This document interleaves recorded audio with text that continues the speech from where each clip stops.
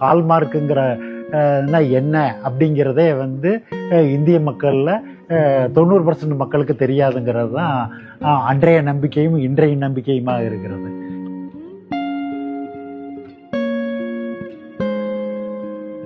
இப்போ மற்ற கடையில் வந்து நான் எடுத்திருக்கேன். அப்போ அவங்க நகையை கொண்டு போய் நான் ஒரு இடத்துல விற்க போகும்போது டச்சு வந்து 60 இருந்தது. அப்போ தான் எனக்கு தங்கத்தை பற்றியே தெரியும்.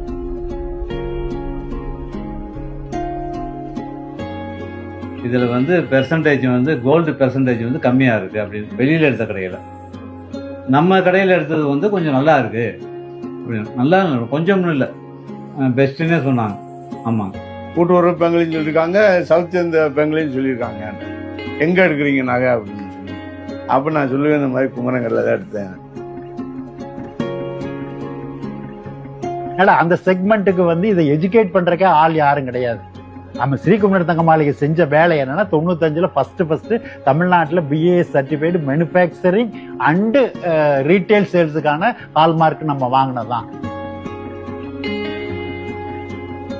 ஒரு ஸ்தாபனத்து மேலே வந்து நம்பிக்கை வர்றதுக்கு வந்து அதுதான். ஒரு பொருள் வாங்கினா அது நல்லா இருக்குது, தரமாக இருக்குது அப்படிங்கும்போது அந்த நம்பிக்கை நமக்குள்ளே வளருது, அவ்வளோதான்.